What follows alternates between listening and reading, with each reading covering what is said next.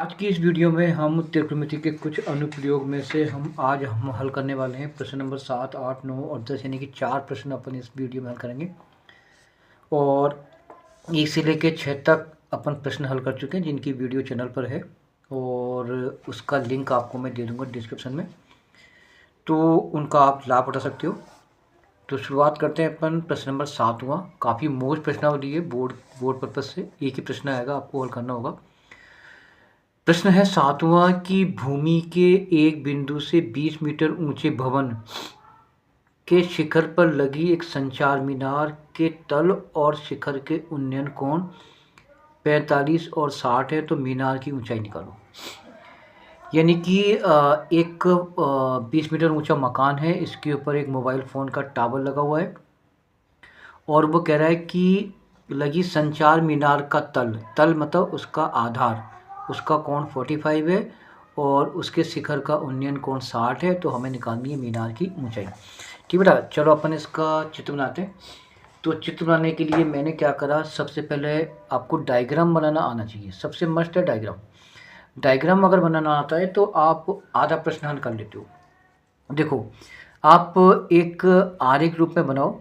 सबसे पहले मैंने एक 20 मीटर ऊंचा बनाया मकान। ये मकान हो गया जिसकी हाइट हो गई 20 मीटर, ठीक है। और फिर अपन क्या करेंगे, ये बना देंगे ज़मीन, ठीक है। और इसके ऊपर अपन बना देंगे एक संचार मीनार, तो यहाँ पर ये संचार मीनार हुई, ठीक है। अब संचार मीनार भवन के ऊपर लगी हुई है, तो बच्चा देखो ये जो बिंदु है जहाँ मेरा पेन रखा है, ये बिंदु दो नाम से पुकारा जाएगा। एक नाम तो आएगा संचार मीनार का तल, दूसरा इसका नाम आएगा भवन का शिखर। ये कहलाएगा संचार मीनार का शिखर और ये कहलाएगा भवन का पाद बिंदु यानी आधार बिंदु। तो आप इन चीज़ों पर थोड़ा ध्यान दो। तो वो कह रहा है कि भूमि के एक बिंदु से संचार मीनार का तल यानी कि ये वाला कोण, ये कोण बन रहा है 45 का, ठीक है। और इसी बिंदु से शिखर का उन्नयन कोण, ये शिखर का उन्नयन कोण ये बन रहा है बेटा 60 डिग्री का, ये 60 डिग्री का। तो हमें निकालनी है इस संचार मीनार की ऊंचाई, यानी अपने को h निकालना है, ये निकालनी है, ठीक है। समझ में आ गया? एक बार मैं इसको और एक्सप्लेन करूं। ये भवन हो गया बेटा, ये मीनार हो गई। भूमि के एक बिंदु से संचार मीनार के तल का उन्नयन कोण 45 और शिखर का उन्नयन कोण 60 है। तो आपको निकालना है यानी कि संचार मीनार की ऊंचाई, h मान लिया। नाम दो इसका a, ये नाम दो b, ये नाम दो c और ये नाम दो अपन d, राइट। तो पहले आपको करना क्या है, पहले आप माना कि संचार मीनार की ऊंचाई h मीटर है। माना कि संचार मीनार की ऊंचाई h मीटर, ठीक है। अब देखो हम क्या करते हैं, इसको मैं थोड़ा ले जाता हूँ साइड में। सबसे पहले हम लेंगे ट्राइंगल ABC, ठीक है। ट्राइंगल AB और C में, राइट। पहले अपन ने ट्राइंगल ABC लिया, इसमें देखो B 90 का है, तो यहाँ पे लिखो B बराबर 90 डिग्री। अब बेटा हम क्या करेंगे, लंब बटा आधार, ये तो हो जाएगा लंब और ये हो जाएगा आधार और ये आता है tan में। तो मैंने ले लिया tan थीटा बराबर होता है लंब बटा आधार, है ना बच्चा। तो tan के साथ हम कोण लेंगे 45 का, क्योंकि ये 45 इस छोटे वाले के लिए। तो 45 बराबर लंब कितना है 20 और आधार हो जाएगा आपका AB, ठीक है। tan 45 का मान होता है 1/1 बराबर आ जाएगा 20 प्लस AB। क्रॉस मल्टीप्लाई करेंगे अपन, तो क्रॉस मल्टीप्लाई करेंगे तो AB बराबर 20 मीटर। ये समीकरण पहला हो गया। चलो अब आते हैं समीकरण सेकंड समीकरण में हम लेना पड़ेगा हमें ट्राइंगल ए बी और डी, ये बड़ा वाला। तो ए बी और डी ले लिया अपन ने, ठीक है। यहाँ भी tan चलेगा, तो tan थीटा यानी कि अब tan 60 लेंगे। अब बार बार अपने को ये लिखना नहीं है, tan 60 लंब बटा आधार, लंब ये है तो लंब हो जाएगा आपका 20 + h और आधार हो जाएगा आपका ए बी, ठीक है। अब थोड़ा चलते हैं ऊपर की ओर। यहाँ देखो tan 60 का मान होता है √3, नीचे आ जाएगा 1 बराबर आ जाएगा 20 + h बटा में आ जाएगा आपका ए बी। तो क्रॉस में गुणा करो, √3 AB बराबर 20 + h, ये आपका समीकरण हो गया सेकंड। अब देखो अब क्या है बेटा, अब ध्यान से देखो, ये ए बी भी अज्ञात है, ये भी अज्ञात है और एच भी अज्ञात है। अब आप देखो इसमें हमें एच निकालना है, इसलिए जो जिसको निकालना है उसको तो रहने देना है और बाकी को अपने को हटा देना है। तो यानी कि समीकरण 1 से ए बी का मान बेटा अपन ला करके यहाँ रख देंगे, ये मान जो है यहाँ पे आ जाएगा, ठीक है। तो क्या लिखूँगा, समीकरण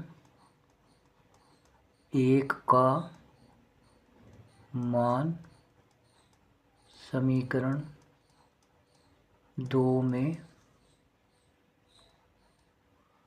रखने पर, ठीक बच्चा।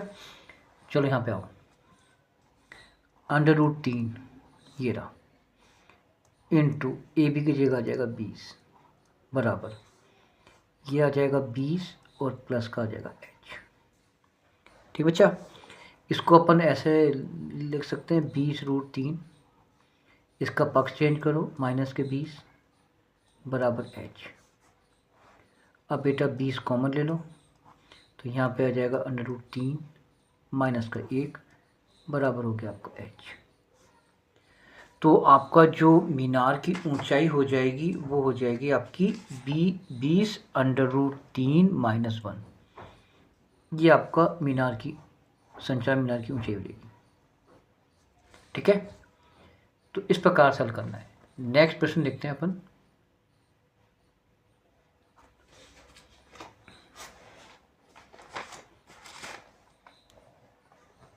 अब आ जाओ, प्रश्न नंबर है आपका 8वां। एक पेडिस्टल के शिखर पर 1.6 मीटर मूर्ति लगी हुई है। भूमि के एक बिंदु से मूर्ति के शिखर का उन्नयन कोण 60 और उसी बिंदु से पेडिस्टल के शिखर का उन्नयन कोण 45 है। तो आपको निकालना है पेडिस्टल की ऊंचाई। देखो जैसा प्रश्न है वो कब हुई है, जैसे अभी अपन हल करा, ठीक है। तो देखो मैं क्या करता हूँ बेटा, इसको हटा दिया और प्रश्न नंबर डाल दिया मैंने 8वां। चलिए अब अपन ने ले लिया प्रश्न नंबर 8वां। देखो ये हो जाएगा पेडिस्टल, यानी कि सीढ़ियाँ होती है जो होती है पेडिस्टल, और इसके ऊपर ये मूर्ति लगी हुई है। अब जो मूर्ति है वो 1.6 मीटर ऊंची है, यहाँ से यहाँ तक। पेडिस्टल की ऊंचाई नहीं मालूम, वो अपन ने h मान ली, ठीक है। अब कह रहा है भूमि के एक बिंदु से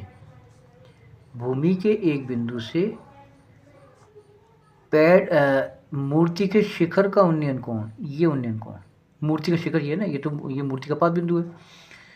उन्नयन कोण है बेटा 60 डिग्री, और इसी बिंदु से पेडिस्टल के शिखर का उन्नयन कोण वो है आपका 45 डिग्री,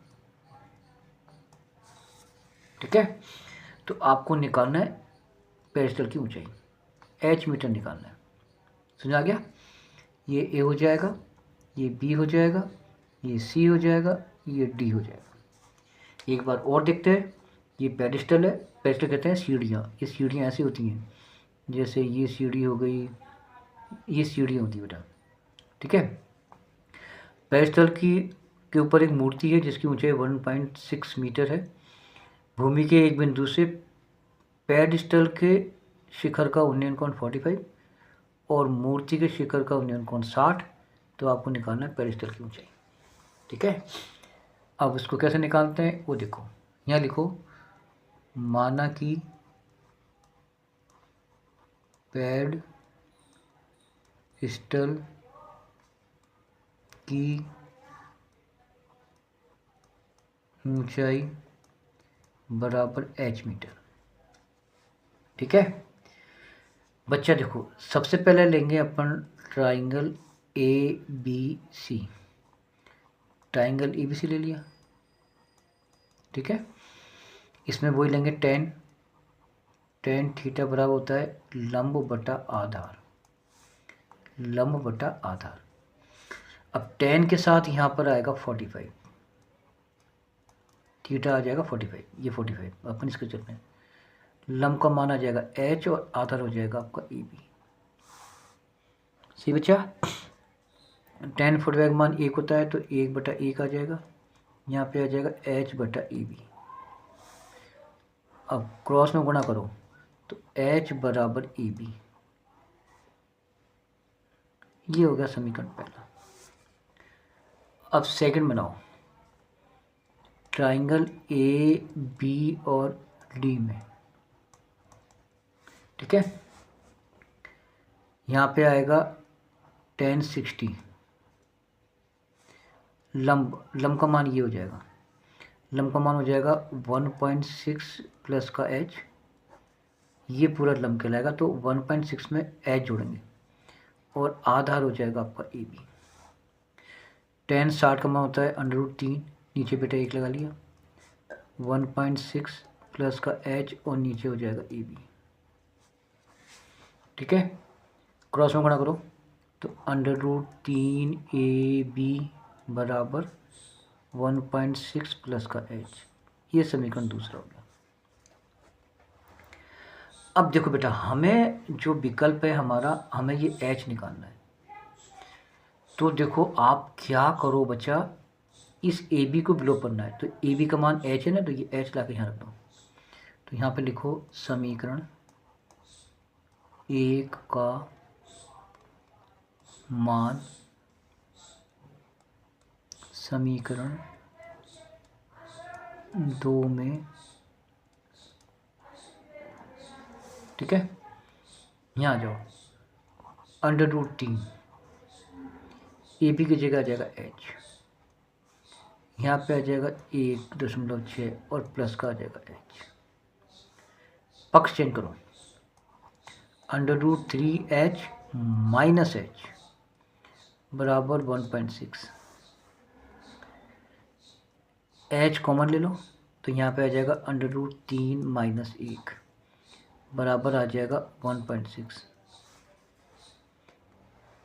अब h को बाहर निकाल दो, जैसे ही h को बाहर निकालेंगे 1.6 √3 माइनस का 1। अब बच्चा देखो परमेकरण करना पड़ेगा, तो परमेकरण क्या करते हैं, हल्का करते हैं। तो 3 + 1 और 3 + 1 ऐसे करते हैं विपरीत चिन्ह लेकर के। अब देखो h बराबर, ये गुणा कर लो 1.6 √3 + 1, ये गुणा मत करो, ये बैक में डाल दो, ये मतलब इंटू हो गया। यहाँ पर a - b a + b वाला सूत्र लगेगा। ये सूत्र ये होता है बेटा, a - b a + b बराबर a² - b²। ये सब समीकरण होती है बेटा, तो जो हमेशा परमीकरण में यही लागू होती है। ठीक है, तो इसका मतलब है कि a की जगह √3 है तो स्क्वायर करेंगे तो 3 आ जाएगा, ये माइनस आ जाएगा और यहाँ पे आ जाएगा 1। अब आप क्या करो, h बराबर 1.6 √3 प्लस का 1 और नीचे आ जाएगा आपका 2। अब बच्चा देखो h का मान निकालना है तो 2 का भाग जाएगा 16 में 8 बार। अब यहाँ पे आ जाएगा 1 यहाँ पे आ जाएगी 0। आंसर हो गया आपका 0.8 √3 प्लस का 1। ये आपकी आंसर होगा। ओके।